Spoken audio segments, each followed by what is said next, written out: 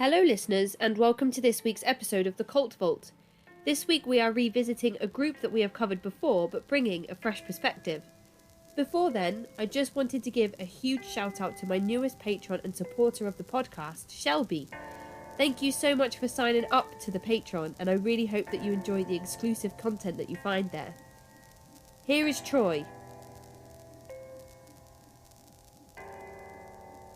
So hi Troy, and welcome to the show. Today we're going to be continuing some coverage of something that I have previously explored on this show, and that is something called Straightway, which has gone by many other different names, which we can discuss a little further on in the episode. But would you like to start by introducing yourself to the listeners? Yeah, my name's Troy Yurchek. I'm 37 years old, about to be 38. I spent time at Straightway from 89 to 2005, 2006 when I joined the Navy. So that would be the extent of the time I was there. I was probably 6 years old when I got there, and 20 something when I left. So currently I'm working in the professional field and lab analytics. So enjoy the sciences, and I guess that's about as much personal stuff that's not tied to our discussion. So Yeah, I think that's a great introduction. You've given us some key facts there that we can definitely go back and look at, and I'm curious to know how you go from the Navy to lab analytics. So I'll look forward to asking you those questions later that's a on good as question. well, especially as we work through your timeline. But let's start by just telling the listeners, what, for those that didn't listen to my episode with Stefan a few months back, what is Straightway? Okay. The way that it's presented is that it is a drug rehabilitation center for people with life-controlling issues. It grew out of Teen Challenge. That's what it originally started as. And the heart of the past originally, or the leader, was to be able to afford the same ministry to families that Teen Challenge only offered to single individuals, or forced families to split to be able to minister to their life controlling issues. So that's the original way it started.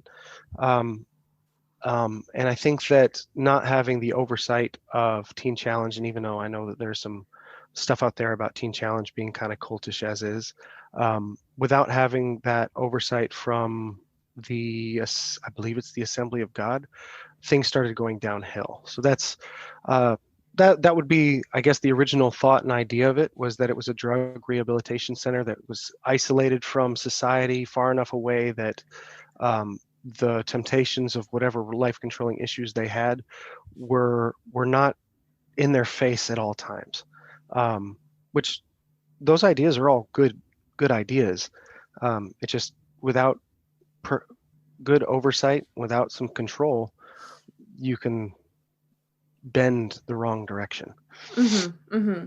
And you've just linked so much of the content I've already done on this show to numerous other things. So I've done a lot of extensive coverage on the troubled teen industry, which does include Teen Challenge within its framework. So in some ways, I'm guessing that if Straightway is based on the framework of Teen Challenge, then Straightway itself most likely fits into the troubled teen industry in some respect, even though I know that it's families that were living in Straightway as opposed to young children, young adults being sent away to therapeutic wilderness programs. I think it was, if I can remember correctly, the majority of people that came there when they first came there were maybe not in the teen, but young adult era age group. So, somewhere between 18, I don't think they let anybody in before 18 without some serious parental consents. And I knew a few of them, some seriously troubled teens that went through the program. Actually, I went through as a teenager, not because of life controlling issues, but that's a question for a little bit further down in the timeline. but most of the people that came there, because it was so unique in that it accepted whole families, you had a lot of, 18 to just under 30 something coming there, young kids, young families that were realizing they may not have been equipped to have and run a family with the issues that they were dealing with. So Mm-hmm. yeah, it was definitely, you could definitely see maybe the same format and the same draw as it was for Teen Challenge to reach out to troubled Mm-hmm. teens, where Mm-hmm. parents don't know what to do with the kid, and we're just trying to find something. Maybe they just need to be isolated for a while, send them to Teen Challenge. There was a lot of very similar attitudes when it came to Straightway, which when we came, oh man, yeah, lots of different names. It was Lifeway, and then it switched over to Straightway, and now I guess Restoration City. So Mm-hmm. Mm-hmm. And it's interesting because a lot of the troubled teen industry appears to be based on Charles E. Dederick's Synanon, which was a drug rehabilitation program that grew mhm. into a commune that used cult-like methods of control. And from that, things like Cedu were born, which just seem to be black and white replicas of Synanon, but Mm. for young adults. So it's almost like this framework has gone full circle, because now we're back at somewhere that presents itself as a drug rehabilitation program, apart from with Straightway. You mentioned the Assembly of God, so I'm guessing there's Pentecostal Christian values and Oh beliefs yeah. and practices that are brought into Straightway. So that would be what makes it different from the likes of Synanon. Um, Yep. so you arrived here at 6 years old. So this is not something you're born into.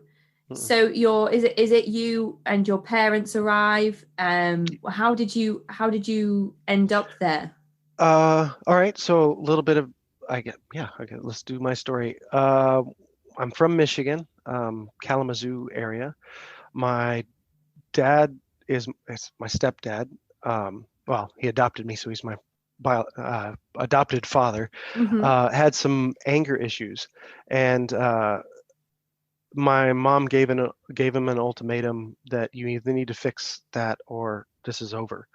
And I remember as a child, run into YMCA and stand there a couple nights with my younger brother and my mom. Um, Vivid memories of sleeping on a couch in the middle of a gymnasium and some strange stuff like that, just because of some of the abuse that was going on. And my dad took that ultimatum seriously, joined a teen challenge up there. I don't know where it was. At this point, you got to remember I was 4 or 5. So Mm-hmm. I remember visiting him a couple times at a teen challenge.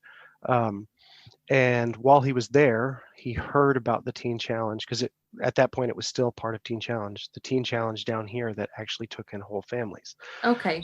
So he came down to Texas by himself to get his foot in the door so that we could come and join as a family. And we came down in '89, and my mom started the program as well.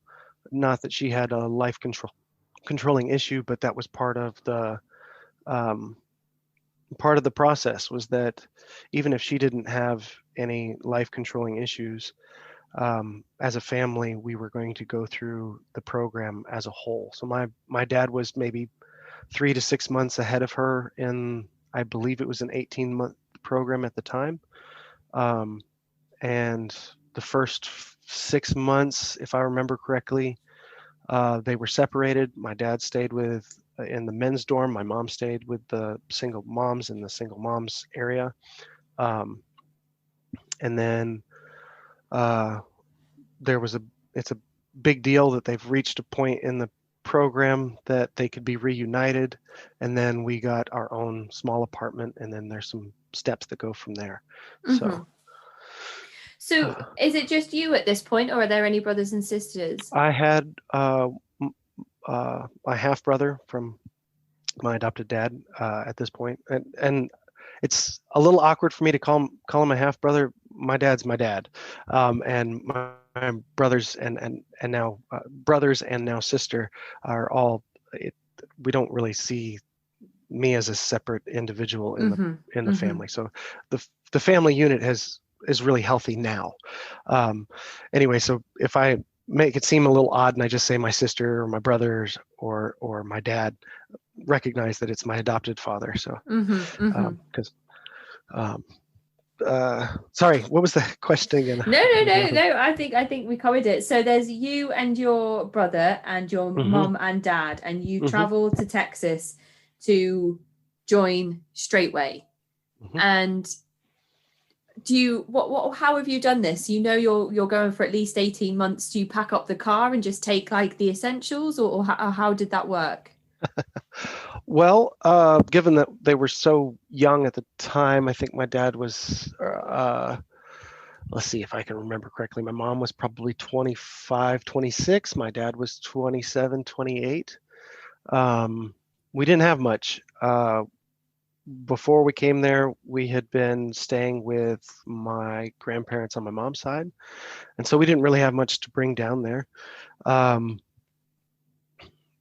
So you packed up what you needed, clothes, practically. They provided bedding and housing and food.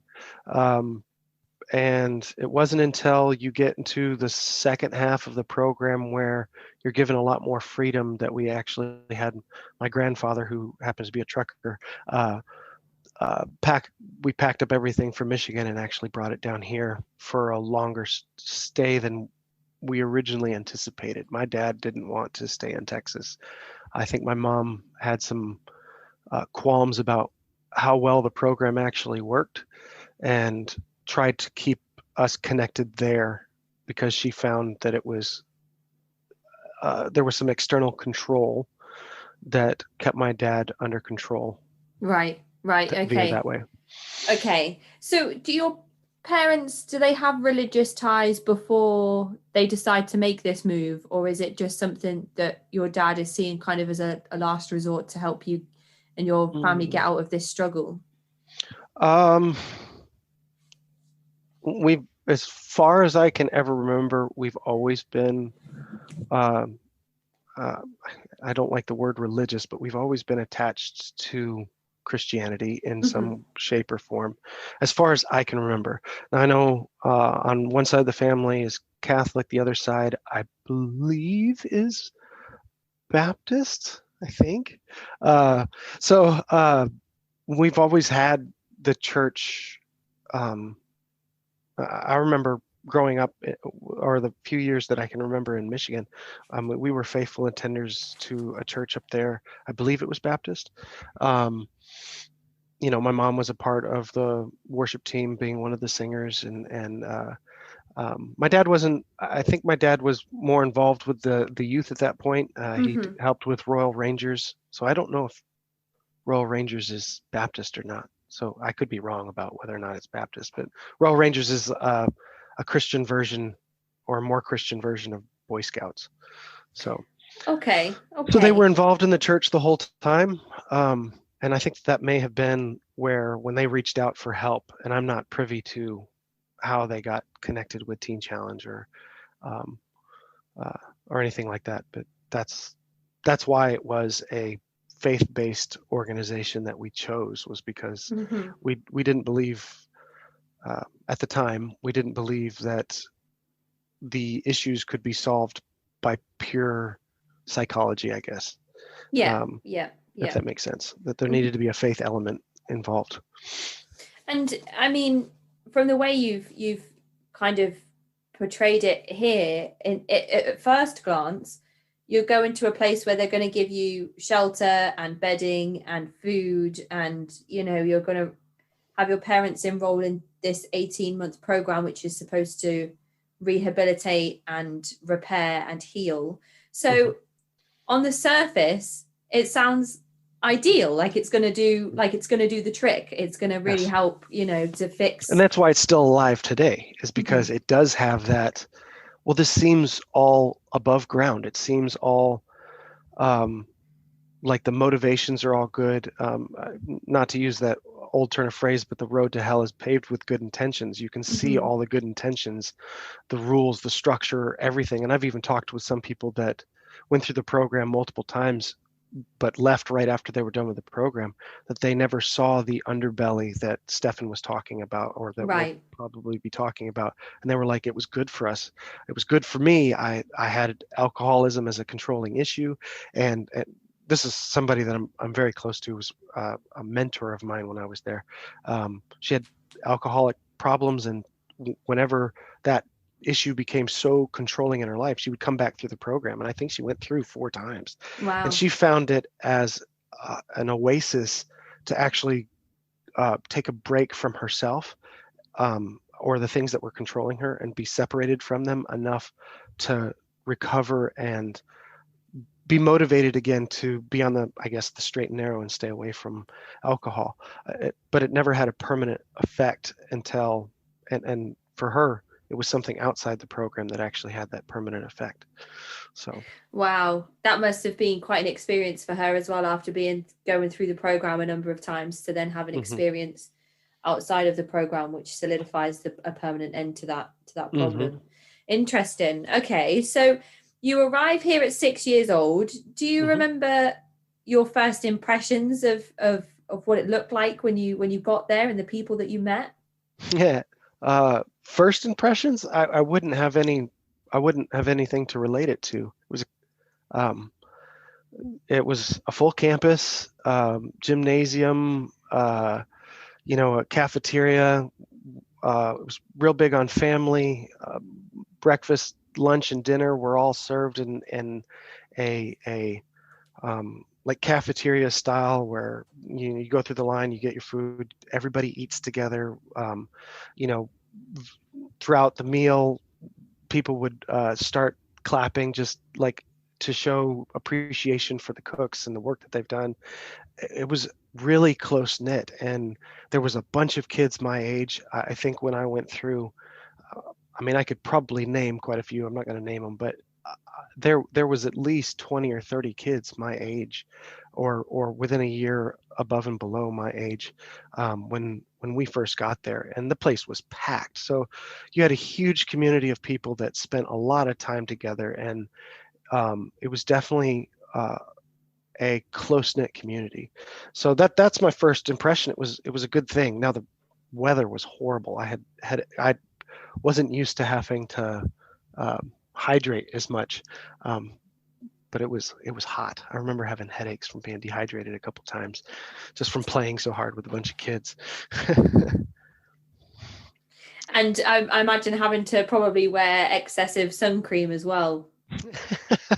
I don't know if we did that. I know I started wearing hats a lot more, but I don't remember having to put sunscreen on unless we went to the beaches, which there was a couple within driving distance that they would do as a Mm-hmm. whole community every once in a Mm-hmm. while, that they would just go to the Gulf of Mexico and have a barbecue and stuff. So even that sounds great, having all this space and freedom as a child to run around with all the other children and have fun and play. And um, at 6 years old, sometimes the sunny days, even though they're hard to get through, the sun seems to stay up forever, and the days last such a long time, and Mm-hmm. you really get the most out of that kind of really warm summertime. Yep.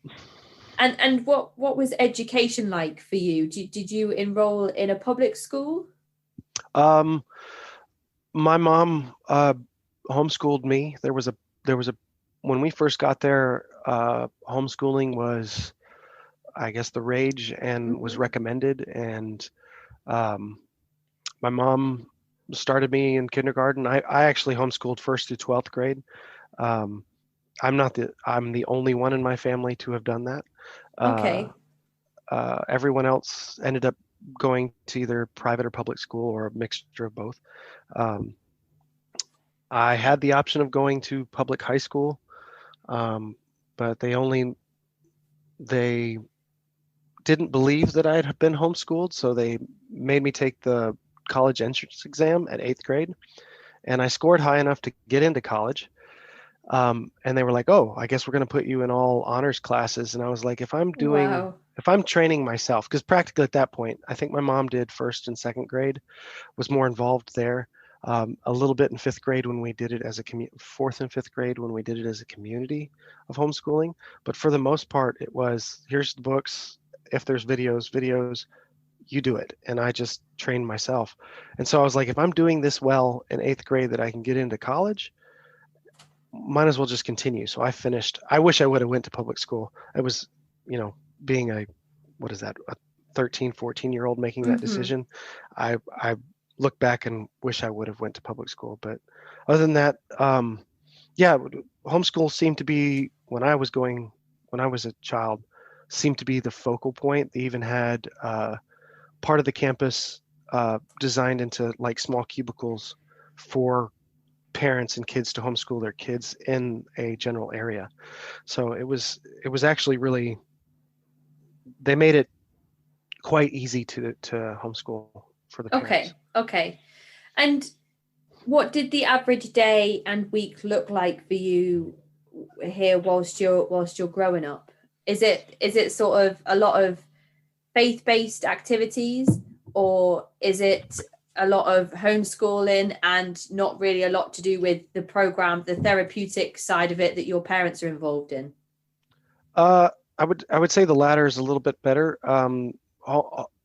The structure for homeschooling was kind of ad hoc, whatever parents chose to do with their kids. Okay, Some did it in their own homes. Some took advantage of the space that was available to do it. There wasn't really that much structure. And other than being required to go to chapels on Wednesday mornings and encouraged to go to men's prayer at 6 o'clock in the morning, which is something that, dads were encouraged to bring their young children to, and churches on Sunday. The structure when it came to Bible was not as, or the faith-based stuff was not as forced on the kids at that time. Now I remember in kindergarten they did have a kindergarten teacher that taught kindergarten. And I was probably one of the most rambunctious ADHD kids in her class. I gave her a lot of hell. Maybe that's why my mom decided to do homeschooling, so that I didn't do well with others. She wanted to keep you away from everybody else, stop you from causing trouble.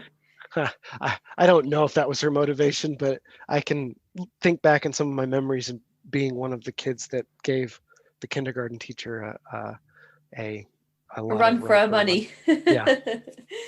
And when you talk about these Wednesday services and these morning services for the males of the group, are these led by one person in particular, or is it sort of shared ownership of the services? Well, the chapels were for everybody. The men's prayer at 6 o'clock in the morning, they did have, they had a perspective on the way that church should be run. They tried to be accurate to the Bible to a point, was that it was supposed to be a communal thing.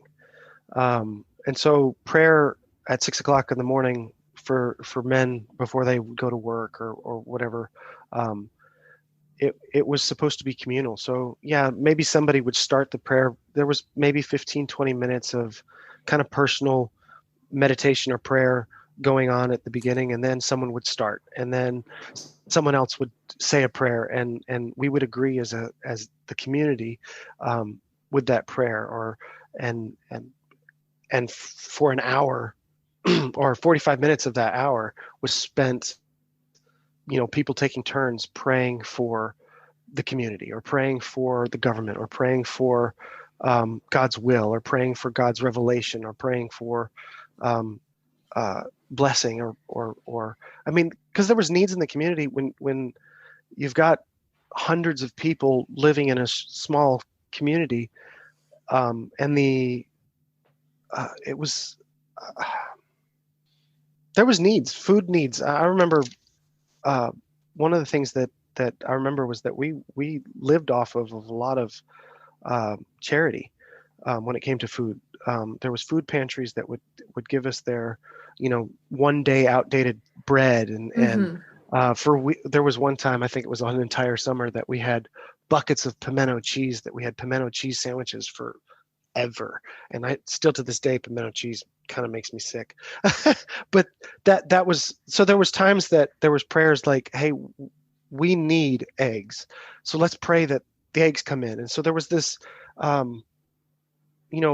prayer time and answer. I mean, even as a child, I remember hearing prayer requests being expressed in that community setting. And then within a week or so, or days even, truckloads of bread show up, or hey, we made too much bread for demand and we have to get rid of it. Here's a truckload of bread. And so you could see the prayer requests being answered in that regard. And it fed into, this is the right place. This is a good place. Right. So, yeah. And is there like a pastor or an elder or a church leader who stands sort of as the figurehead of Straightway? Yes. David Kurschke was definitely the figurehead, especially when we were growing up, as the pioneer for not only the theological messaging and teaching at the church, but also the pioneer of the idea that we could do this for families. That Teen Challenge had up to this point only offered to single individuals, or required those individuals to give up significant others and children while they were in the program. And David Kurschke is, I'm guessing, very faith-based himself, extremely religious, and practices his Pentecostal belief system. Yeah, he was. He comes from a long line of pastors. He was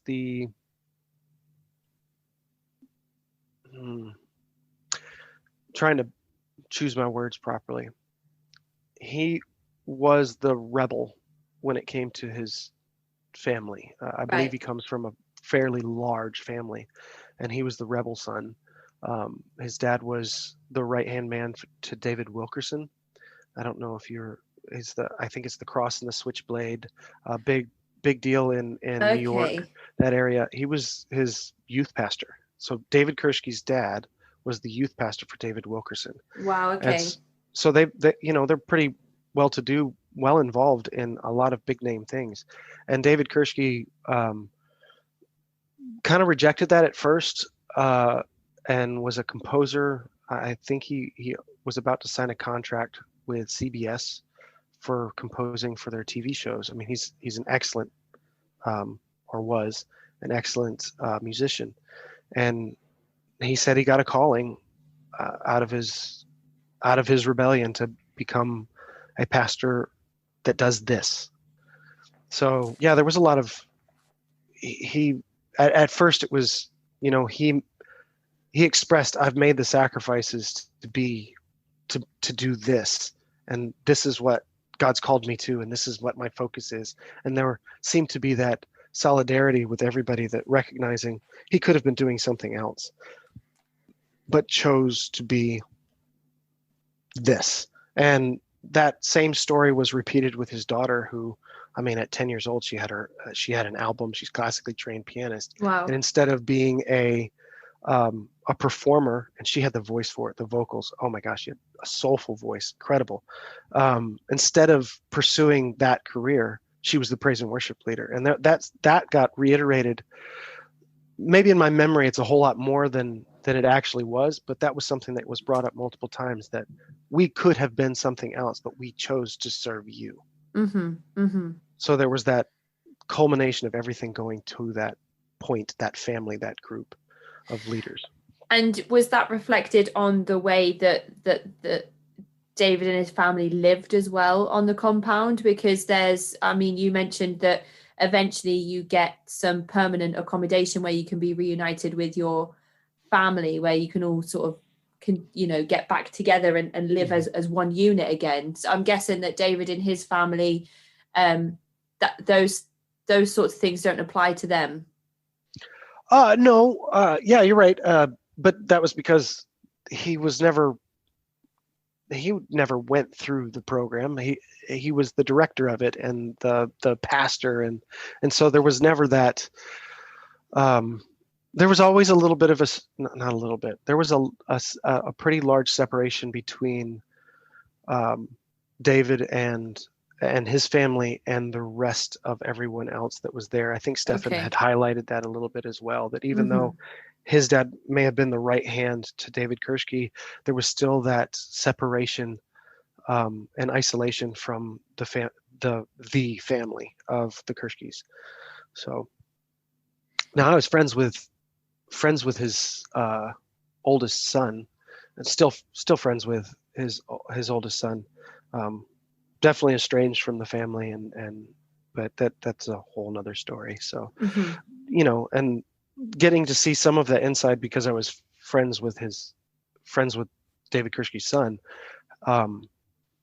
You got to see some of the elite, the wealth that they lived in compared to everybody else. Now they still lived in a trailer. They lived in a trailer for a long time, but trips to Europe almost every year, and having the nicest things, always having the biggest TV and the nicest clothes and the nicest furniture, and when the rest of us were living off of handouts. There was a part at the center where people would deliver what is it called, like clothes and shoes and things like that. Call it the breezeway, where every once in a while they would just drop off bags and bags of clothes, and we would get to go through and pick out clothes. That's what we had to deal with, where they were always wearing the name brands and the nicest clothes and the nicest style. Right. So there was definitely, they were benefiting, and I think it got worse and worse and worse as the further they got away from their connections with the Assemblies of God and Teen Challenge. Right. And do you think that they would ever be having to pray for eggs and bread and things like that themselves, or do you feel like they were always in a more comfortable position with things like food and supplies? Well, I don't think they ever went without. They definitely, I mean, Stefan talked about how the cafeteria, one of the things that students were encouraged to do was to be runners for the food and be able to take trays to the staff houses. They always got food from us. So if there was food, they got it. But there's not often in my interactions with David Kirschke's son did I see that they needed to rely on that. So, but yeah, when you're talking about, I think there was 7 or 8 kids total, so nine people in the house.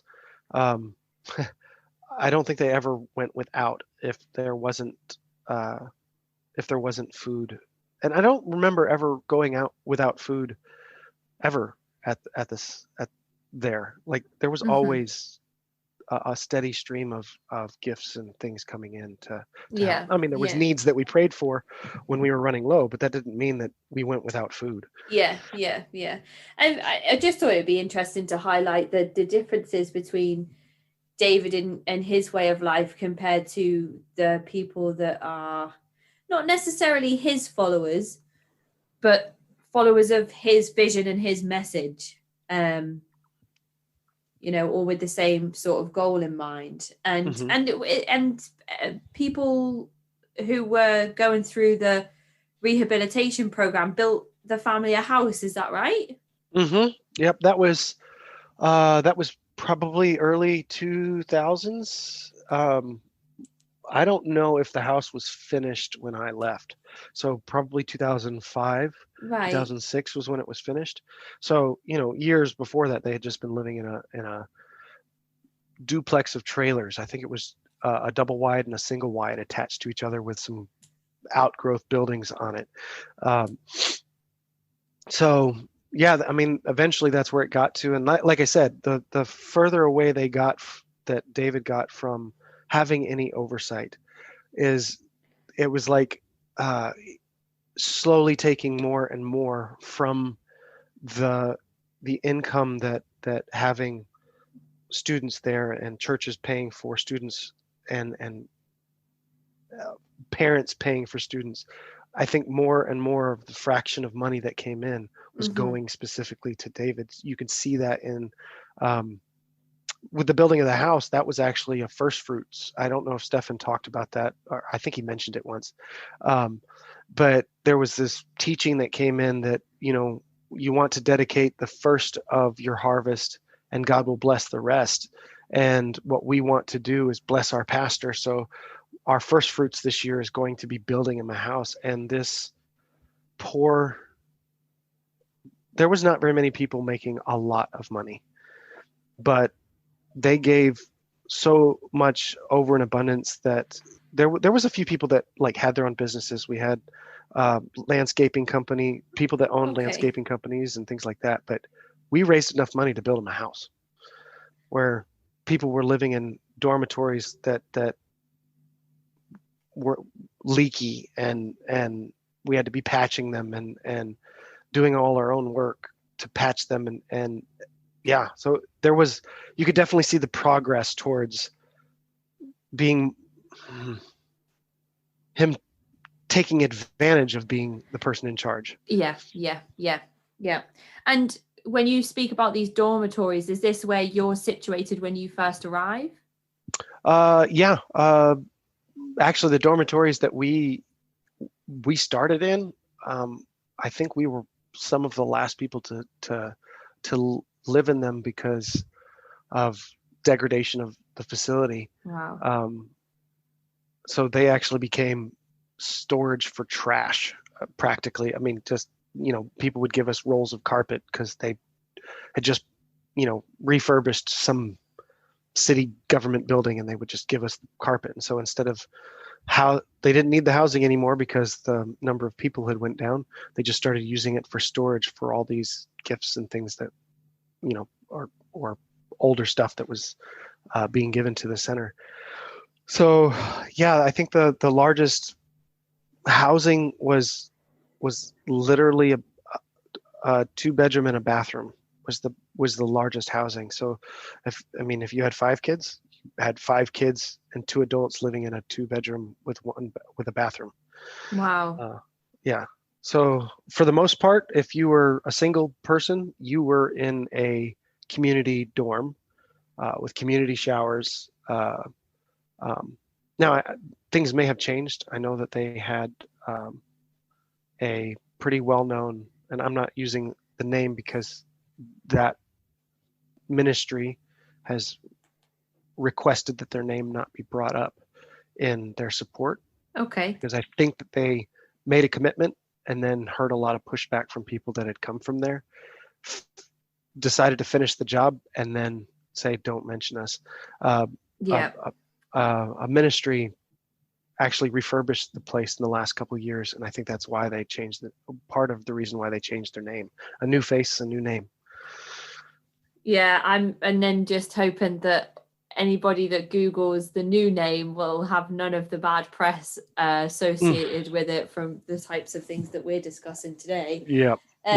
So your parents you've moved and they've enrolled in this 18-month program.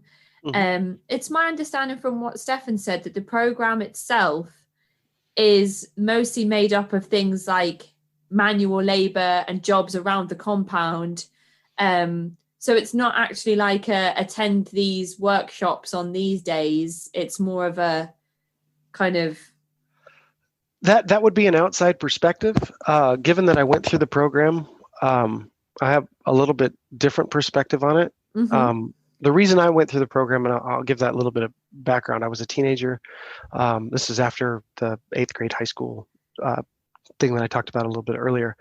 I saw students come out of the program that, had just come off the streets, weren't churched, but they understood their faith a lot better than I did. And I've been there since I was 6.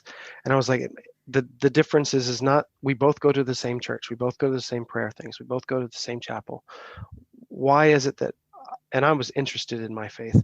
Why is it that I don't know what they know, or I don't have the understanding of my faith that they have? And the only thing I could think of was going through the program. So in the AM before noon, it was classes. So it was college level classes of theology and church history and um, a bunch of different things like that. So they would go through all that. That was in the AM every day. And then in the afternoon was work. So that's when they would start doing, yard keeping and all maintenance of the grounds and everything else like that. And then in the evenings, the students were actually required a certain amount of study period. I don't remember off the top of my head, but I think it was about an hour to 2 hours. If you had some demerits on you, it was longer. But and you had required readings. You had to read through the Bible in a year, and you had a library worth of books that you were required to read. Some of them you read in whole, and some of them it was specific parts of the books. And they had their own printing press, so some books were pretty old and out of print that they would print themselves, but they would selectively edit some of the books that they printed. Wow, so that okay. you weren't getting the full message of Francis Schaeffer or Watchman Nee or some of these writers that were from the early 1900s or late 1800s. I think Francis Schaeffer was late 1800s. And they That's would have a bit sneaky, isn't it? Yeah. Yeah, and when you have most people that are unchurched coming, they don't know any better. No. I noticed it when I went through the program that I'm going, why am I only allowed to read these 3 chapters, and I'm not supposed to read these other chapters? And then the books would get smaller, and so there were some strange things going on there. But yeah, it was definitely selective, and I think it came down to is what was the message that still gave them a theological basis, but highlighted the need for human spiritual authority for their walk. And that's I remember a lot of I mean, that's what Watchman Nee's book Spiritual Authority was used pretty intensively. Like if you did something wrong or had done something rebellious in their terms, you were required to reread and do a book report on Watchman Nee's Spiritual Authority, which was, I don't know if you've ever heard of the term shepherding movement. It's Derek Prince and some other early 50s, 60s movement in the church where the pastor or the leader of a church has ultimate authority, and that even if they're wrong, you are required to obey, and that God will protect you because that's the leader telling you to do it. But it doesn't matter what the leader tells you to do, you must obey. Right, okay. Judgment directly from God if you don't obey him. So you're working your way through this program yourself, and it seems to be made up of, there are things like menial jobs and manual labor that take part in the daytime, but then you're doing extensive research and learning and educating yourself around your faith and other things in the evening times as well. And that's basically what makes up the rehabilitation program for people that come to Straightway and get involved. Yes. And go ahead. And people are rehabilitating themselves from, you mentioned alcoholism. So I'm guessing are there things like potentially drug abusers. That seems to be one of their focal points, is that they say, in the past, however many years, when I was there, it was 20 something. Now it's in the 30s or 40s something. However many years we've been doing this, God has blessed us that not a single person has ever gone through withdrawals, and everybody goes through cold turkey. Now, if you ask anybody from there that has been involved, everyone has witnessed somebody going through withdrawals. It's just that they ignore it. Okay. And they say, oh, no, we just don't have any. It's no one's been reported to the hospital. No one's been given anything. They've just gone cold turkey. Right. And when they're going through it, we isolate them so no one sees it. Yeah. And then, I mean, with the Pentecostal side of the belief system as well, there's the chance that somebody might need to have a demon cast out of them, from what I understand about Pentecostalism Yep. and that belief system. So somebody who is in withdrawal from drugs could be mistaken from needing to have sort of almost like an exorcism, which is I was terrifying. Yeah, it is extremely terrifying. I was pretty sheltered in regards to seeing that. Most of when I went through the program, there was maybe 10, 15 guys at the most. So it's definitely not in its heyday. Where when my dad went through, there was like 78 guys. Wow. Okay. So, I mean, you can definitely see the degradation, and a lot of it came from when my parents went through, it was still tied to Teen Challenge. So it was an experiment, but it was tied to Teen Challenge. And then eventually they were like, look, you can't do this. There's too many places for abuse of power and too many places for men and women being on the same campus that do deal with life controlling issues. In close proximity where you can't have eyes on them all the time, and there's going to be some things that are wrong. And David outright rejected it and isolated himself from Teen Challenge, and that's where, and I believe that was in either 89, 90, 91 area. So. And you mentioned that your parents enrolled in the 18-month program, but there was a point where you got your belongings from home brought to the place you thought you weren't going to be staying for too long. So right. Do you remember how that happened? What part of the program they were in when? It was probably 12 months, and they called it re-entry. It's the last 6 months or last 3 months of the program where at that point we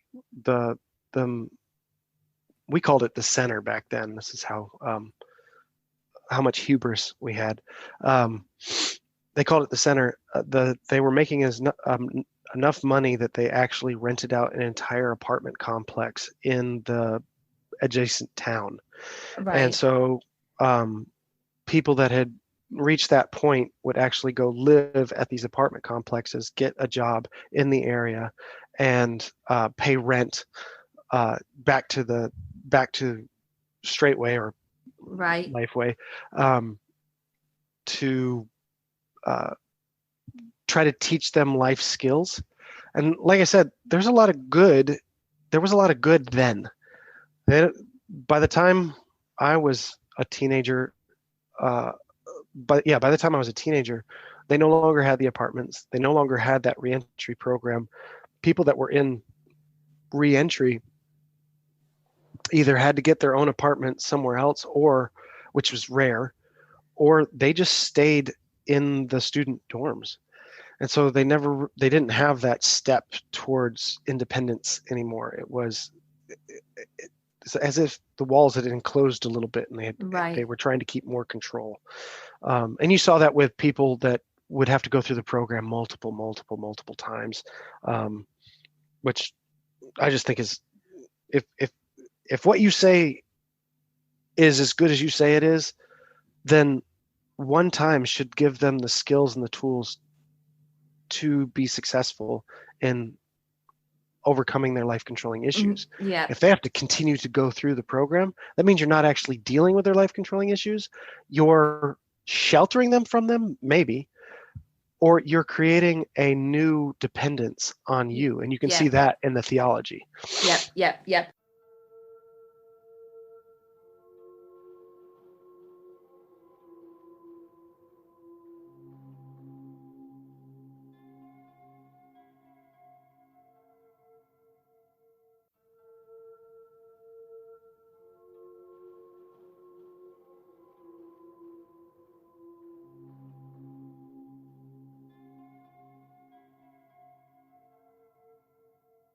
Absolutely. And that was my thought when you mentioned, your friend that had to enroll in the program 4 times or so. The efficacy obviously isn't there if you have to keep returning.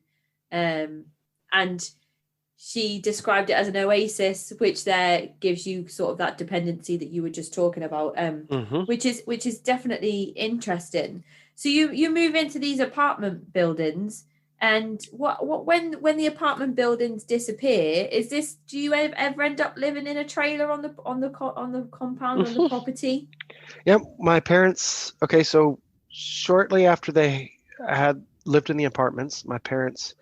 Uh, this is part of the control, is that they would talk to the elders at the location and request wisdom. There's wisdom in a multitude of counsel. That's the scripture that they would use for it, and that you need to talk to the elders, and it's better to have all of the elders have input in life decisions than it is for you to try to do this independently. And so my parents talked to the elders, and they agreed. My parents bought a house in that adjacent town, and we lived there for probably four, if I can remember correctly, probably about 4 years, and we had single parents.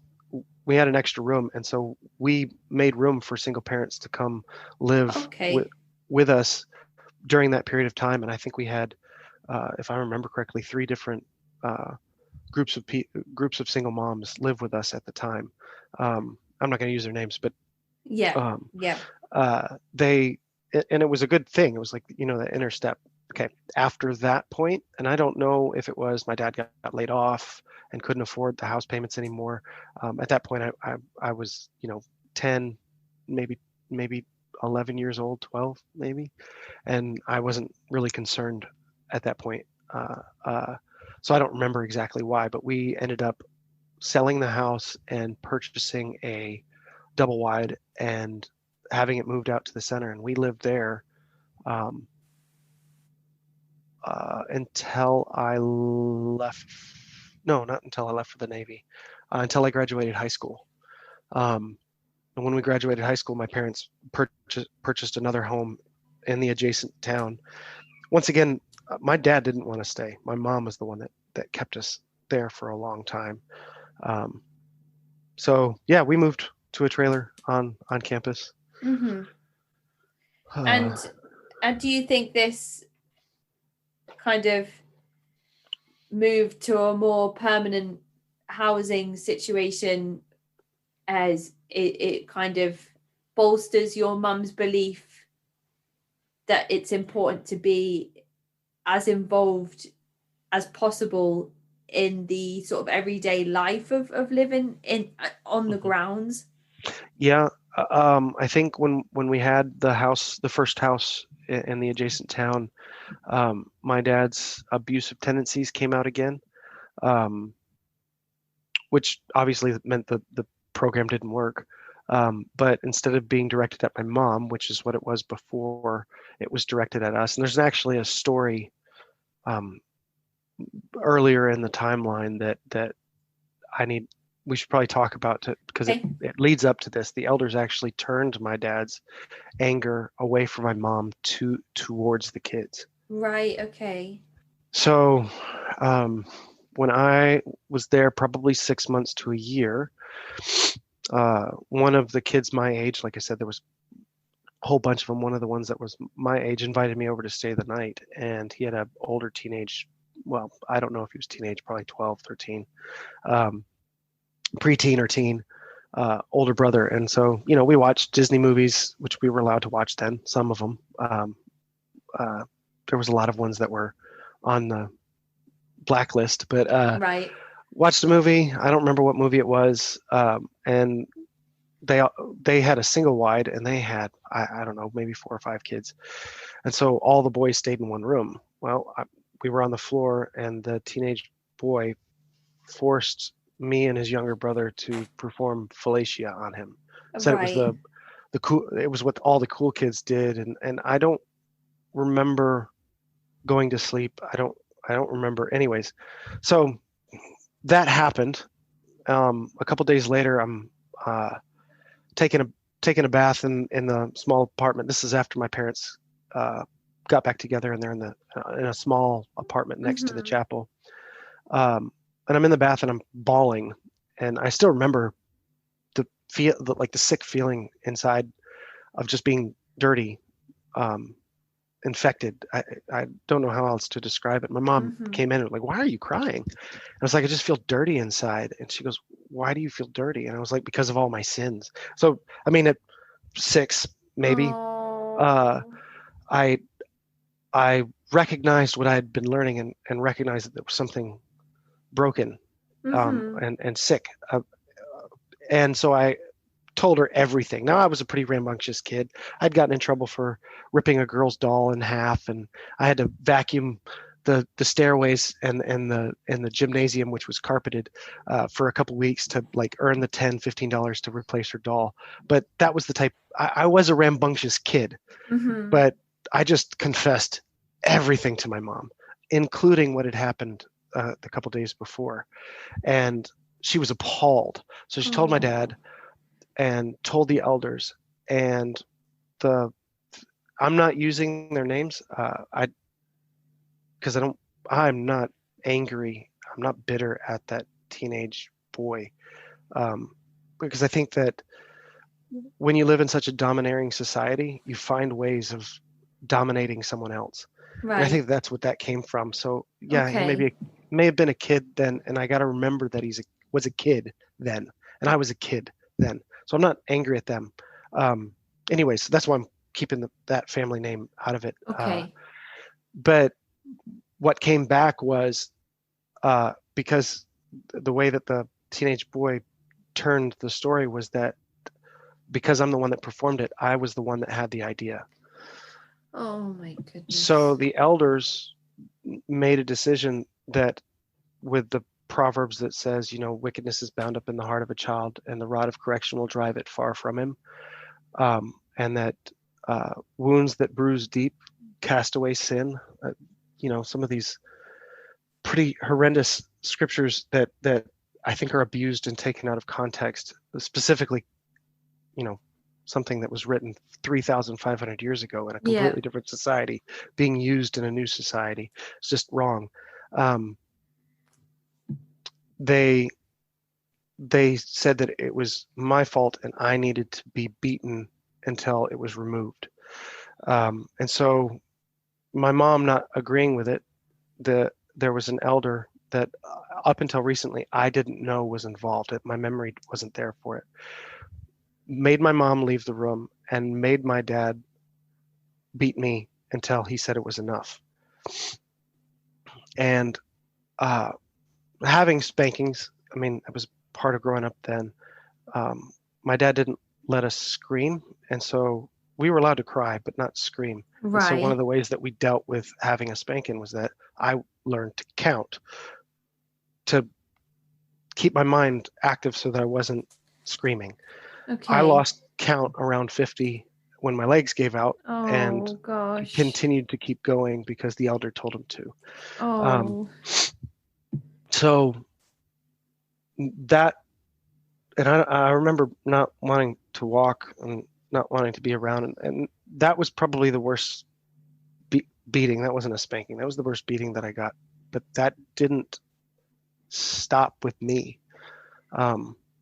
The same elder did the same thing to force my dad to beat him from my dad's account, over 10 minutes with a 1x4 until the 1x4 broke on my brother. And that's when the elder told him, okay, that's enough. Because my brother was rambunctious and ADHD like I was. And that's how they dealt with kids. And so, that my dad's anger wasn't changed. My dad's anger was refocused on us. Yeah. And so that started showing up when we lived in the adjacent town. And I think my mom, maybe that's what it was, that between whether it was my dad's job or something else, but that it was, no, we need to be closer so that there's more control. And there was multiple times where my dad's anger would come out, and my mom would call the elders over to control my dad. So that may have been more of the motivation, or at least the concern as to why my parents decided to move back onto campus. Was for that control. I just those things that happen, Troy. I don't even. How do you even justify? This is what gets me with things like scripture. You can't use it to justify abusing and injuring children, tiny children. You can't. I keep hearing more and more stories of people who said we got the paddle, or we were put in a dark room, and but as children, because the scripture was used to justify that being done to us. And it just doesn't make any sense to me. And I don't understand how somebody can say that they're doing these things to bring you closer to God or to keep you pure when you're just tiny. And of course you're going to be rambunctious. You're a child. You should be, we can see your tiny little ones running around, and that's how kids should be. Kids should be allowed to run around and be cheeky and not have these things done to them. And the fact that you went through this experience with this other teen boy and managed to speak to your mum about it, when a lot of children are so confused by things like that they don't speak about them, for it to then have this horrible negative effect on you in the first place is like, I can't imagine how traumatizing that must be, to not only have that experience in the first place, but then to be punished for having it forced on you as well. So I just don't. So as we said, on the surface, this place sounds like it has all the answers, but then there are people in these positions of power that use those positions to inflict pain and abuse on tiny children. That's just awful. Yeah, what's really creepy is that I don't have a memory of who the elder was. My parents were the actual ones that informed me about it, but he was one of the Bible teachers for the college level courses during the mornings, and he was one of my favorite Bible teachers there. And I looked up to him, even to the point where when I got out of the Navy, I had completely separated myself from there. I went and visited him and his wife. His wife, who recently passed away, is one of the biggest hearts. Oh my gosh, she was so incredibly beautiful, joyous, loving human being that ever existed. And you talk to anybody that's been there, they will know her name just by the description of what I just said.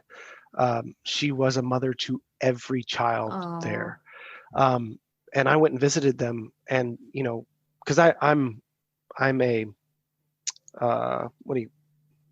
an amateur theologian, and I really do take my faith seriously today.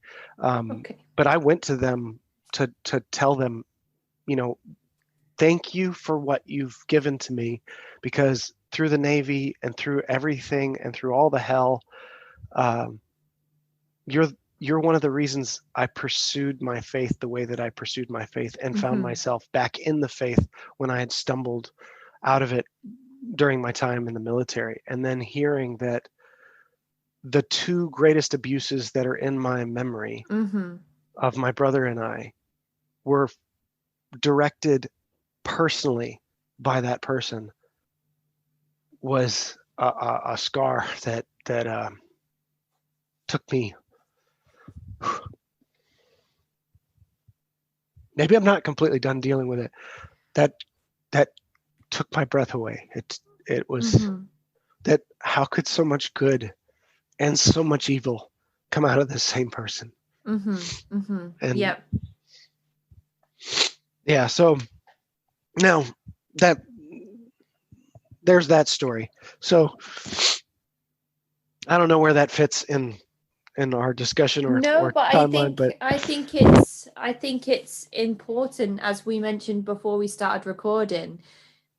It's so important for you to tell your story and have these experiences on record, because there could be anybody listening today that's experienced something similar, or could go on to experience something similar, and it's so important that these people know that they aren't unique in their situations. They aren't alone in their feelings and their thoughts, and that there is a road to recovery. As you've just mentioned, you're still Yep. strong in your faith, or you've reconnected with your faith, despite, these horrible, evil things that have been done to you and your brother. Yeah. And I know of the abuses were different for boys than girls, and I'm not aware enough to speak for the abuses that happened to the girls of my age there. But I'm not the only boy abused in that way. There, I know of at least 3 other boys, 2 of which from single mother households, that were severely abused so much that when they were 14 tried to run away. Wow. And okay. And people who know the stories will know who I'm talking about, but it was that bad that I kind of got in line, learned to control myself, focused on studying, focused on learning, which is probably why I did pretty good in homeschooling. But not everybody had that out, like didn't enjoy books and didn't enjoy escaping into the world of fiction and the world of learning. Some of them just didn't have that, and their only out was to be rambunctious and to be rebellious and to push boundaries. And if what I got when I was 6 is a nightmare, they got it much worse for much longer periods of time than I did. And because they were 2 of the ones that I know were single moms, it wasn't the moms doing it, it was elders doing it. And I don't know, but I'm pretty sure that some of that was not done with the mother there. It sounds protection. Like it's very isolated as well, as you mentioned. It's away from potential. What's the word? Temptation. So people that are suffering from alcoholism or substance abuse or gambling or anger. Well, I suppose not anger as much, but these physical things that you can get your hands on, it's away from all of those temptations and it's very isolated. So if you're in a single parent household with a parent who has uprooted her entire life to move her children to this place to better not only her life but her children's lives, you entrust then your lives into the hands of these people that are in these positions of power. So if they're telling you that your child needs to have a severe beating and the mother's like, well, I can't go anywhere, it's not like I can just well, maybe no. I'm a lot of these people, I'm guessing, wouldn't have access to a vehicle that they could just jump into and drive off, or a place to even go and stay. Not until certain levels. And even if they did, the messaging that was coming from all the elders and everything else was, those are lost people. Why would you rely on your family when it was your family that caused all the issues for you to be a drug addict or this or that, or to get yourself in this situation anyways? Don't you recognize that salvation has come through this ministry, through David Kurshke, and you need to trust that what he's telling you to do is the right thing for your child? And it was, you have this, they're bartering what, if we could say that God did things in their lives, benefited their lives, got them out of drugs and alcohol and life controlling issues. They're bartering that as a way of controlling people in abusive ways. And that's probably the scariest thing, is that, like we talked about before, a lot of things on the surface seem good and motivated by good things, and will come across as, wow, not only is it trying to help troubled teens, but it also has a faith-based side of it, that they're still going to get college level courses. And they were college, maybe junior college, but college level courses in the Bible and in life issues. And they're going to be coached through how to maintain a job and all that.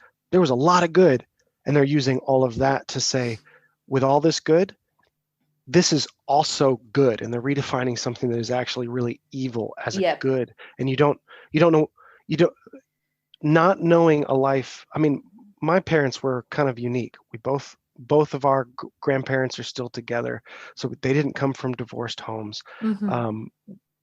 The only issue was the only real issue was my dad's anger. He was like, my relationship with him is extremely healthy now.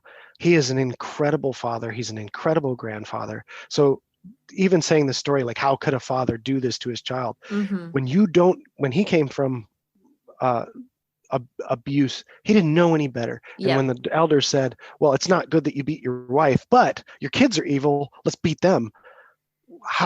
What does he have to defend that and say, no, that's not right, other than his own conscience, which my mom used? She was like, no, that's not right. And they made her get out of the room Mm-hmm. and forced her away. So it's like that. They didn't have the tools to be able to defend and say, all right, this far, this is good. This isn't. No, stop. They didn't have the Yeah. power to do Yeah. that. And it's also important to remember that this isn't just the second or third day that you've rocked up to this place and been introduced to these people. You know, this is somewhere you've lived for over a year, Mm-hmm. and you've slowly got to know all of the people that you're surrounded with. Mm-hmm. And your parents are in this program that they've become obviously very committed to, because they've Mm-hmm. decided to move your belongings from A to B. Mm-hmm. And so at this point, when it's these people that you trust that are telling your father that this is what needs to happen for Mm-hmm. things to work, for the program to be successful, for you to succeed in this, then and that's another reason why, you know. And there's so many things that you've said that go towards these cult-like methods of control, Mm-hmm. with things like restricting what Disney films you can watch. So I'm guessing there is restrictions around all types of pop culture, Yes. magazines, television, Mm-hmm. videos, It was music. highly encouraged to restrict. Now, my mom didn't need any encouragement with that. I mean, she was, not to give a shout out to a book, but she had already read Turmoil in the Toy Box, which is a horrible book about here are the pop culture toys, and here's all the demons associated with them. And so she didn't need any encouragement to Right. constrict what we got, but they definitely encouraged, yeah, you don't want to watch this and you don't want to see this. And in some cases that may have been healthy. There's some things that, some subliminal things that now as an adult watching some Disney films, I'm going, oh, I never noticed that as a child, but as an adult, I'm going, I'm not too Yeah. sure if that was something that was healthy for a kid to be aware of, or to subliminally be aware of. So I can see that there was some, once again, good motivations behind it, but Yeah. then Yeah. it Yeah. became, you can't watch this news station and you can't watch this because those local news stations were getting wise to us as a community, or a Yeah. commune, or a cult, and we're starting to do more and more pieces that, oh nope, you can't watch the news and you Yeah. can't watch Yeah. this, but it already been built in. Hey, you trusted us when we said don't watch this Disney film, and we let you as a parents watch it, and this is why we told you not to let your kids watch it, and you agreed with us. Well, we're telling you not to watch the news, or we're telling you not to listen to this, or we're telling you can't listen to this pastor or this preacher, and Mm-hmm. you need to Mm-hmm. only get your information from us, and we're the only ones that are um, interacting with the heavenlies, and everyone else is, if they're saved at all, are lesser Christians than you are. It's yeah, you could just, the control was all over the place.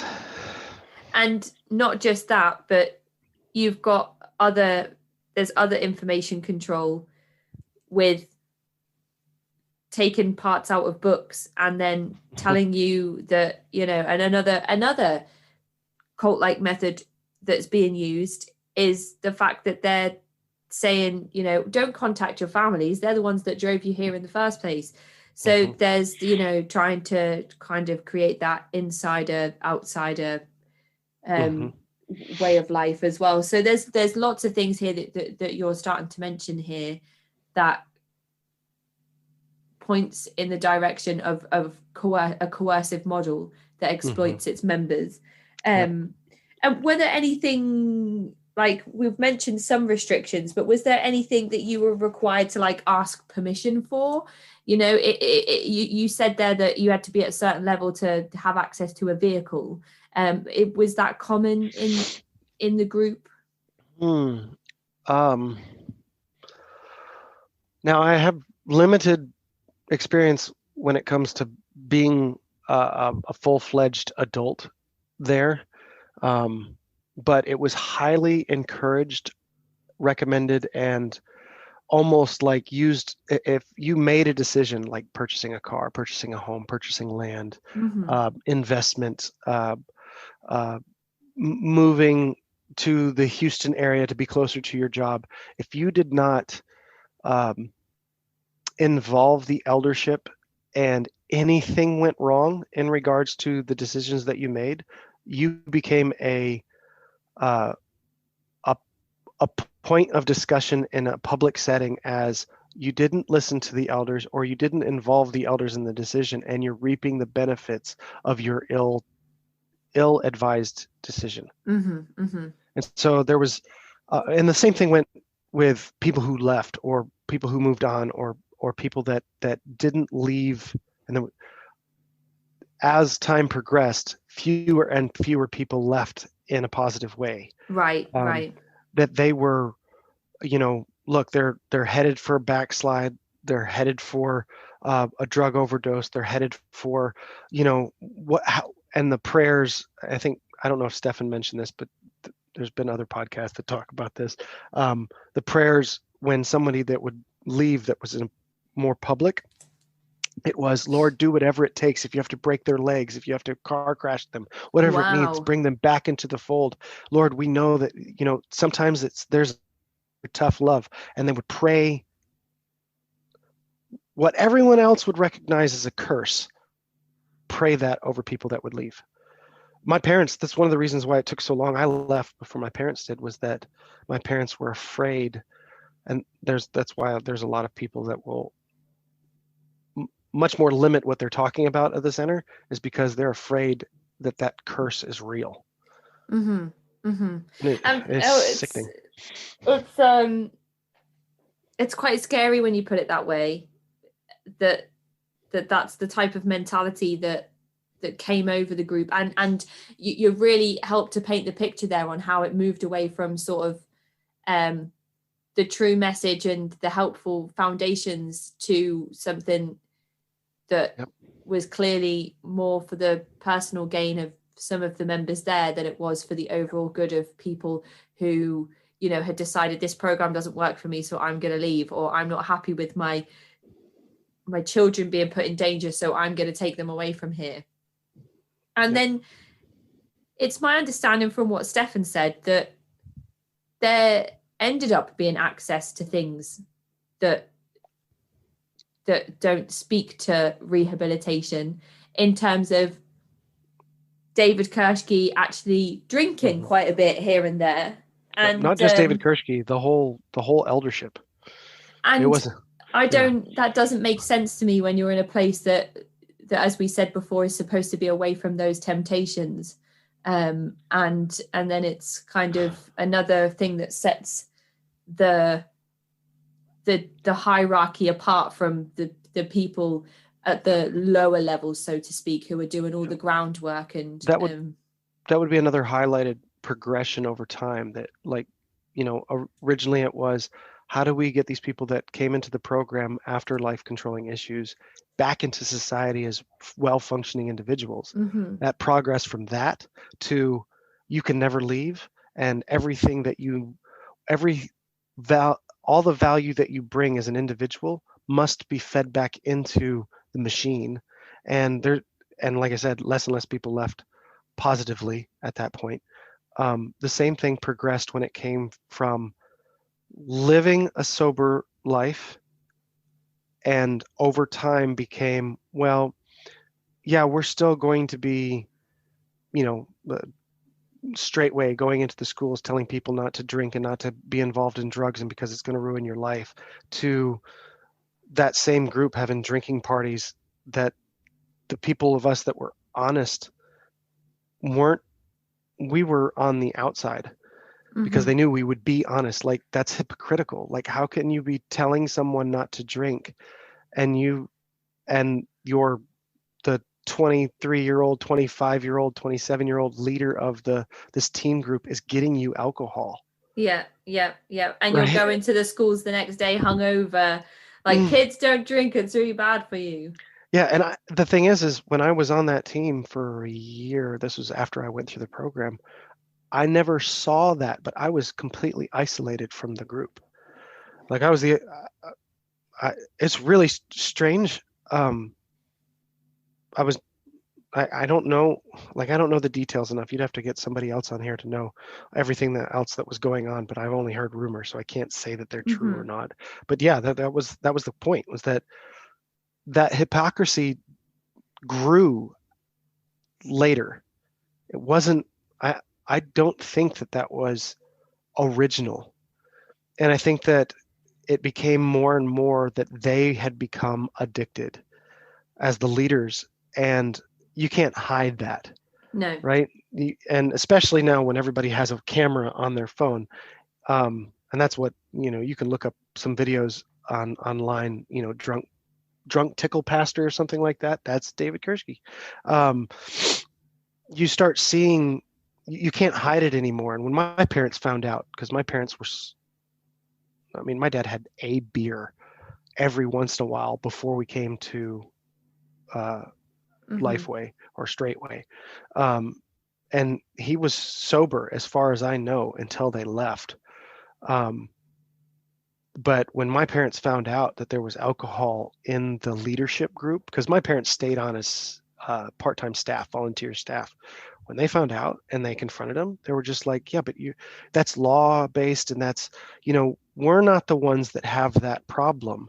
But it was obvious from the drunk escapades and the things that were going on, um, that it was taken in excess. Yes, yeah. And it went from maybe not being a problem that somebody had to potentially becoming a problem that somebody had in the middle of a place that offers rehabilitation programs for people who may suffer from alcoholism. Yeah, and anybody that's been addicted, right? They can tell in the how people act that, so they're on that because they've experienced it. They know what it's like. And so Yeah. you had more and more students seeing that and calling it out, Mm-hmm. and one of two things would happen. They would be put on silent treatment if um, they were not amicable to keep the secret Mm-hmm. and protect the eldership, or they became part of the group. Like, they would get special privileges as favored students. And so you started seeing favoritism happening, and um, more control. And there's some nightmare stories of students that were put on, like, silent, like, they in silence for months at a time because they Whoa. had seen or heard or ran into one of the leaders drunk. No, that's disgusting. Absolutely disgusting. Oh, that's like exactly what happened with you. Hmm. You're being punished for something that's completely out of your control. Yep. Yep. Something happens to you, or you've witnessed something that's not Hmm. your fault, and you're being punished for witnessing. That Hmm. is just, Yep. oh God, these types of stories, they really Yep. get my back up. Oh yeah. Oh, I mean, it's infuriating. Like, for me, um, I have no personal animus towards anyone Mm-hmm. there.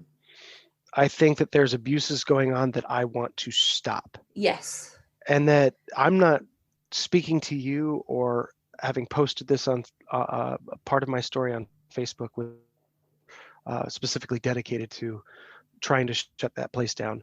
I'm not posting any of it because of my personal bitterness and anger towards the leadership or eldership or people there that were involved. Mm-hmm. It's that I don't want anyone else to endure that abuse. Of course. It even got to the point where when it was 2012, 2013, when I really rededicated my life to actually walking out my faith, that I was, in prayer, and God, I don't know how much faith is involved in your audience. So this may, if you want to edit this later, that's fine.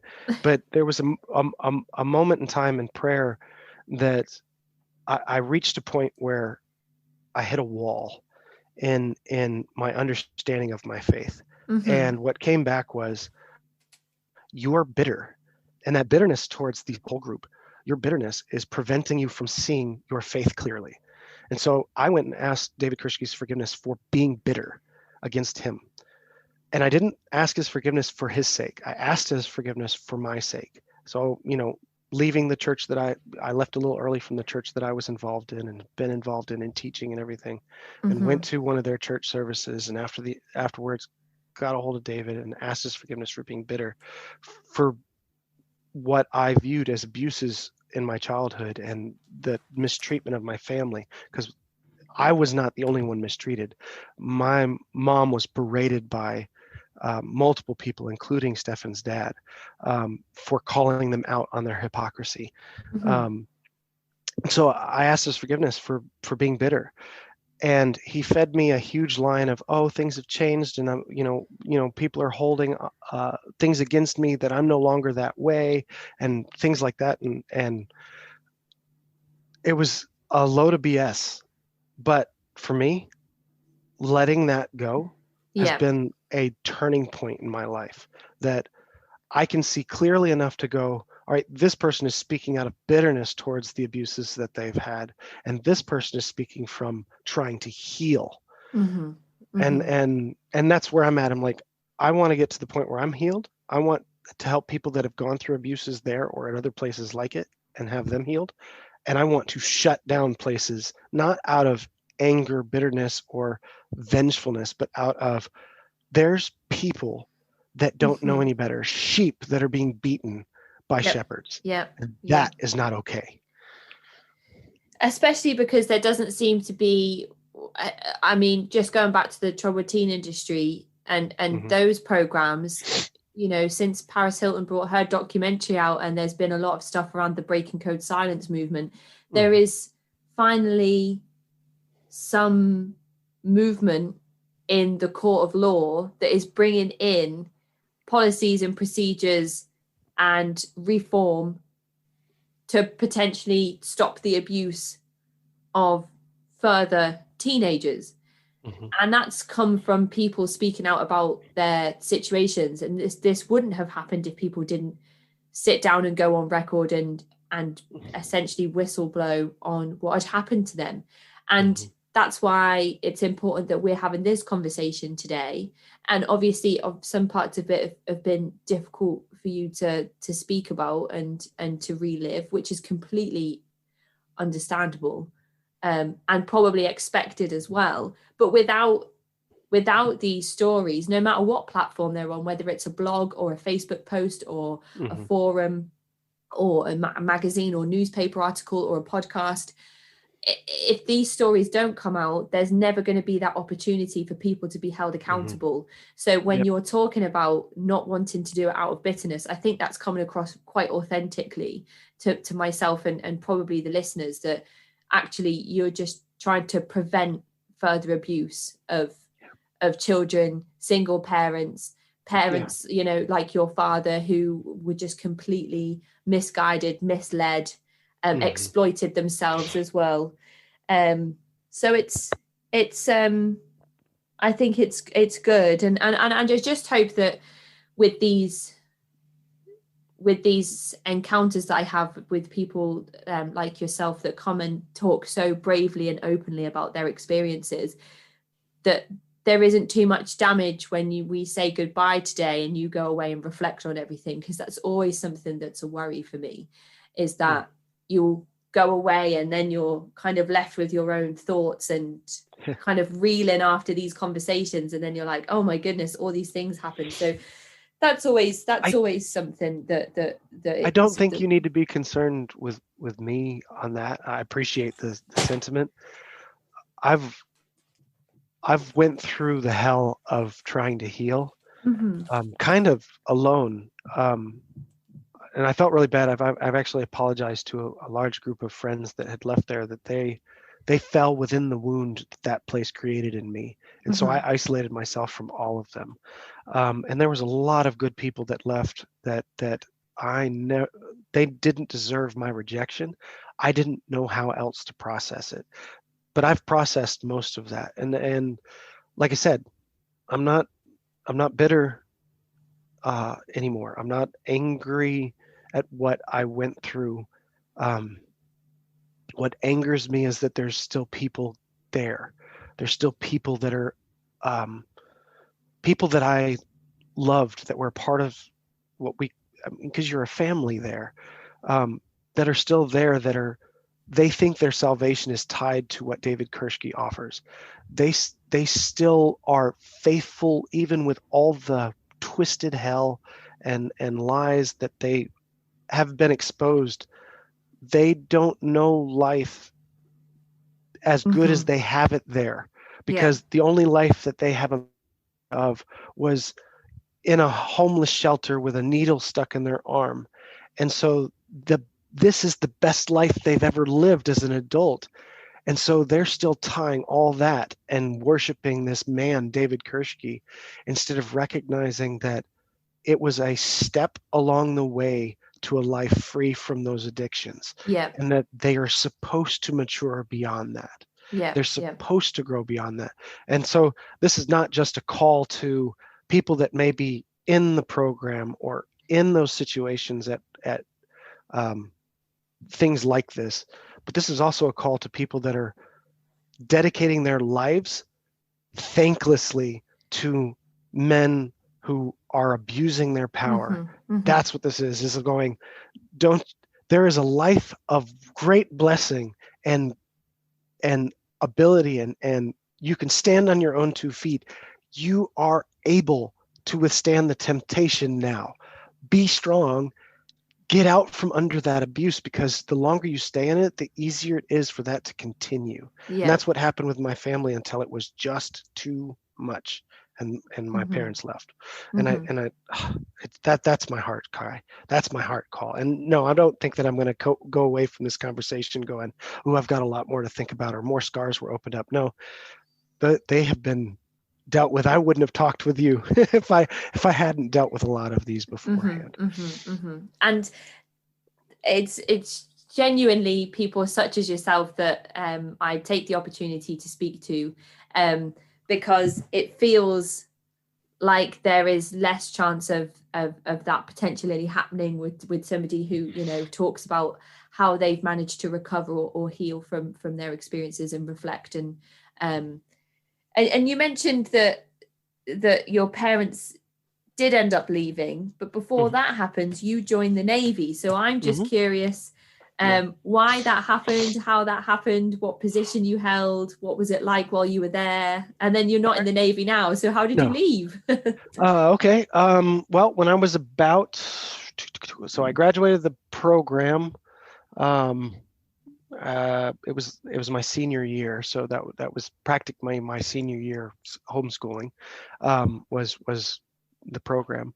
I had odd jobs, worked as a waiter in multiple restaurants. Kind of went through a rebellious phase. My parents almost kicked me out of the house because I was drinking and smoking, and kind of rejected the whole faith thing then.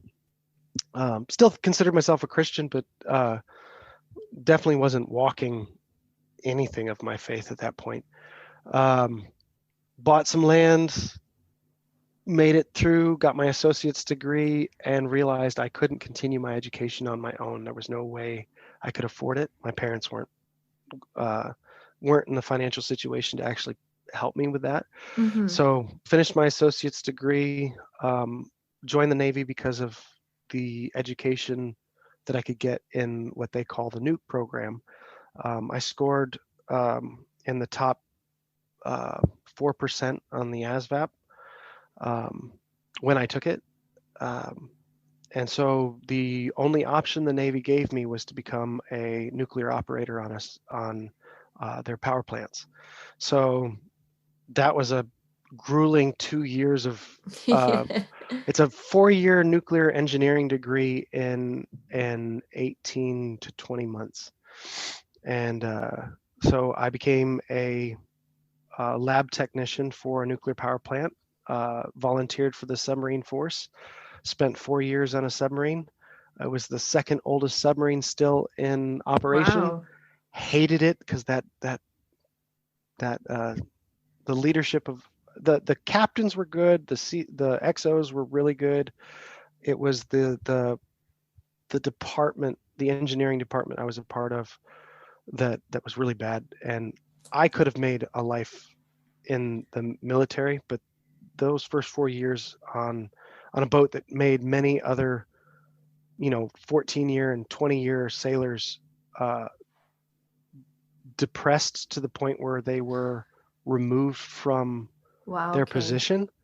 It was that bad that chiefs, E7s and E6s that had spent their life 14 years in the military, went sad. And you're not allowed to be on antidepressants on a submarine, so they actually lose their position if they go on antidepressants. Oh gosh. That's how bad the leadership was there.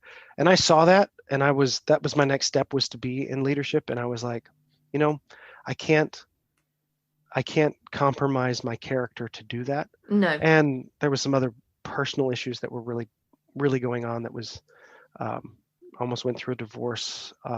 We didn't get a divorce, and that was before we had kids, and now we have 4 kids, so we're happily married. That I was just like, that although I could make a career out of the Navy, I'd be a career bachelor, and I couldn't see myself doing that. So I got out of the Navy, and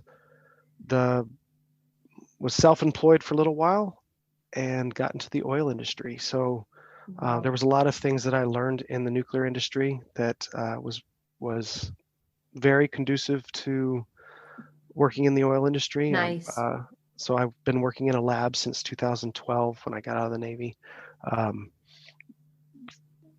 All chemistry-based, physical chemistry and water chemistry and oil chemistry, a bunch of chemistry stuff. So, and now I work for Chevron as a lab tech. So I love it. I love working in the labs. It's a lot of fun. That's amazing. That's so good. That's such an interesting journey. It sounds like you've gone from finding something you're really good at, but realizing that staying in that job would mean to compromise who you are, to kind of still being able to do stuff you really enjoy, but you just get to leave it all at the door when you get and then just come home, and that's it. Yep. And man, I could, not that this needs to be on public, this may be something past the recording, but Chevron has a great company to work for, and their leadership is probably one of the best I've ever worked for. Wow. So, and I've only been working for them for 1.5 years, and incredible. So I'm very happy where I'm at. I'm very happy with the work that I'm doing and the direction of the company. So I'm happy in regards to all that. And this discussion and what I'm concerned in is definitely something that is one more thing to take off of my shoulders and go, all right, it's out there. Hopefully there's enough people that get behind it to just shut down David Kirschke's influence when it comes to Straightway, Lifeway. Yeah, I mean, is he still alive? Oh yeah. And he's still the head pastor. It's weird. He's not heading it. His daughter is heading it. Oh, his daughter is now. Okay, interesting. Because I saw the mutual friend that connected us to one another sent me a video of them advertising the place the other day. I saw it, and it looked genuinely like, wow, this looks like somewhere that could help people. It was like, they're well practiced at it. They got 40 years. Yeah, they have 40 years of practice. I was watching it and I was seeing like young people who were like, wow, this place really helped me. This is my testimony to Restoration City and why it will work for you. And I was like, if Wow, they're you just would not know that underneath Mhm. the surface all these things have happened or are happening. You just wouldn't No. know. And I think that if when they're most of the people that they do interviews like this, because this is not the first time they've done a video like this, but most of the time when they're reaching out, there's a select few people that they will actually reach out to do that interview with, or those Right. students, and they're the students that have not had much disciplinary action, or that they have something over those students. And I've seen that multiple times, that's how they would do that. The other side of it is you don't start seeing the underbelly of that until Mm-hmm. you're in the final stages of the program, where you're given some independence, like, being able to go out and have a job somewhere outside, that you might run into a staff member that's not within the confines of the their service and their volunteer leadership at the location. And so you might actually run into them when they're just leaving the bar, or you might actually run into them Yeah. when they're not in the best they don't have the best mask on. And so that's usually where they're getting it, is people that have made it through most of the program, but before they start seeing real world. And so their perspective is naive, and at that moment they are flying high. They've 12 months sober. They haven't had a relapse. They're just about to start working in the real world. Everything is daisies and roses, and Yeah. Yeah. Yeah. they're good to go, and they're on a high. Like, look, I learned so much about my faith. I'm a Christian now, and all these answers are in my pockets, and I have all the tools, and they're really excited. You don't hear the person that's gone through the program 4 times. You don't hear from the person that has unless it's a staff member that is really well versed, uh, and is holding the lie, or holding the line of the lie that's going on, and Mm-hmm. holding that Mm-hmm. underbelly, which, uh, should I say their names? Well, yeah. Pete Esposito and Becky Kershke, those are people that are well versed and are capable of sounding perfect That's in the their carrot. That's the expression. charism, isn't it? That's the Hmm. charismatic leader Yep. coming forward there. Well, I mean, both Pete Esposito has been a coach for so many years, so that ability to um, uh, project a positive movement forward uh, is part of his job, and so that it's just a switch to turn it over to this thing that I am benefiting from and being empowered at. It's really sickening when you know the stories of what's gone on behind the scenes, and Mm-hmm. going, this person should not be the face of this place anymore. And I- you know if I get some hell from using their names, they're part of the problem. They're not a part of the solution. They're the ones that are carrying the flag, but they're still doing David's bidding. And I mean, I guess the last question that I have before we finish Hmm. today, which I think we might have gone over, but I'm sure that there's some more to add, is what advice do you have for others who may be in similar situations or may have experienced similar things, who are Okay. looking to move forward or move away from their coercive group? Um, I understand that with a lot of people that might find themselves in this situation, their family life, their extended family, the family that's not there, may not always be the healthiest family. But if you do have a family that loves you, tell them. Do whatever it takes to tell them. Now, you may be in a place that doesn't allow you to write a letter without someone reading it, which was what it was at Straightway, or be on a phone call with family without someone over your listening in. Do whatever it takes to let your family know, because your family will do something about it. I think that seems to be the best advice I can give, if you're in it and you see this corruption and you see this abuse and you've been abused in this situation, is get your family involved on the outside. Do whatever you can to do to connect with them. Another one is recognize if your conscience is telling you what you're enduring is wrong and evil, listen to it. Right?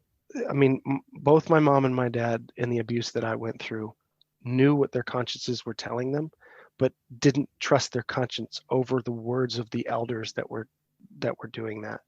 Trust. If you feel sick about it, listen to it and do something about it. They're not as powerful as they think they are. You give them power. It's your loyalty to whatever they say that makes them powerful. If you are your own independent thinker and you're listening to your conscience going, this is not right, you can take away that power from them. Do that. For people that have family members that they think might be in a cult, love them. Tell them that you're there for them. Reach out to them. Be incessant with your reaching out to them and expressing that you love them, because it may take a little while to warm up. It may take a little while to reach out and get the courage enough to tell you, but be that ally. That would be the advice that I'd give for the various different people that might be listening. I don't know. I think that's great. I mean, I keep referring back to this, and I think that it's allowed. But I spoke to cult expert Janja Lalich on the podcast a few months ago, and she said that the most important thing when a family or friend joins a cult or coercive group is to keep the lines of communication open, to let that person know that you're always there for them.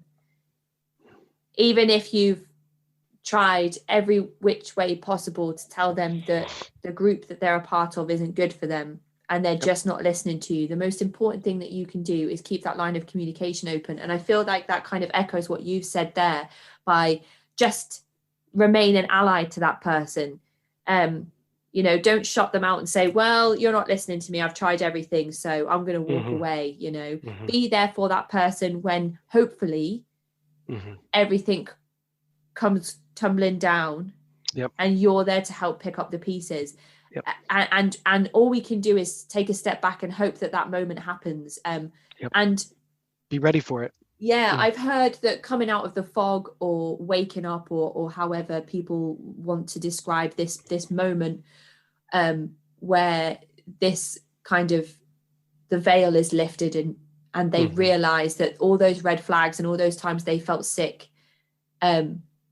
were leading them to have this kind of moment of realization, even though that in itself is terrifying and difficult and heartbreaking, and almost it's almost like you have to mourn then. You have to mourn all this time that you've lost to this group. Oh man.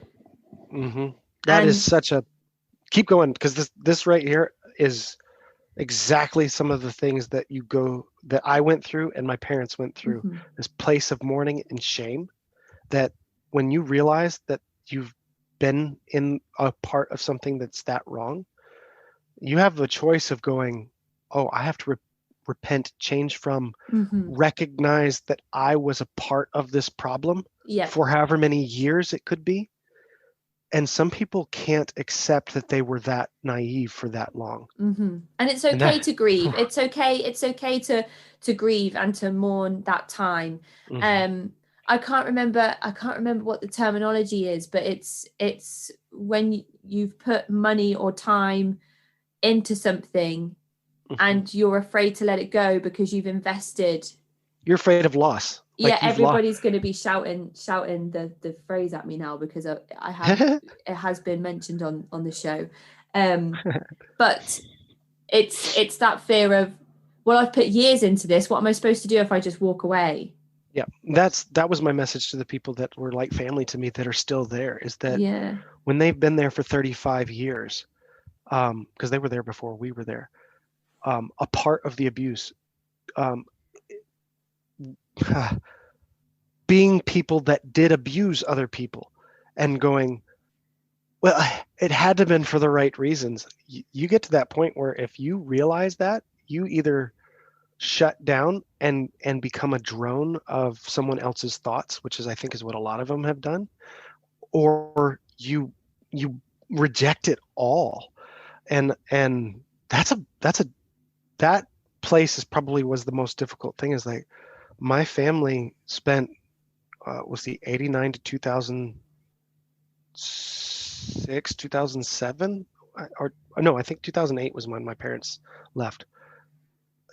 That's 20 something years, almost 20 something years of invested time at this place where they volunteered, and it was difficult. And I was the one that like told my parents, like, stop worrying about getting their blessing.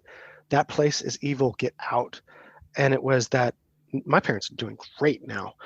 Mm-hmm. And it was that choice to accept the loss, whatever that loss was, because continuing in that loss, you're cutting up your soul. And it's, I hope that people that are there, that are still there, that have been there for 30 some odd years, Yeah, have some soul left. Well, hopefully. I mean, all you can do is add to the information that can be put out there online. Mm-hmm. And then maybe one day somebody will access the internet and have a little type into Google, and the name Straightway or Restoration City or something will pop up, and they'll read something and think, oh my goodness, that's how the world sees us. And it's not just people like me on the outside saying they look like they could be a cult. It's people who have left that are testifying to these things that are happening. So I just, all that's left to say really is thank you so much, Troy, for coming here today, for sharing your story, for being just so humble and authentic in the way that you've presented yourself today, and come here to give us all the information and experiences you've had. I just really appreciate being able to sit here and have these candid conversations with people about things that are difficult and delicate, but as we said before, important to share with the world. So thank you so much. And I really hope that you enjoy the rest of your day, Troy. Thank you very much for giving us a platform to actually speak. This is, man, I hope more people listen. So thank you very much for what you're offering and the opportunity that you've given me to speak. So I appreciate it. Thank you very much. It's absolutely my privilege, Troy. Thank you very much. I'll speak to you soon. Yes. Thanks. Bye. That is the end of this week's episode. If you'd like to get in touch, then please do so by emailing me at cultvaultpodcast@gmail.com or follow me on Twitter and Instagram at cultvaultpod. I'm your speaker, Casey, and this has been the Cult Vault.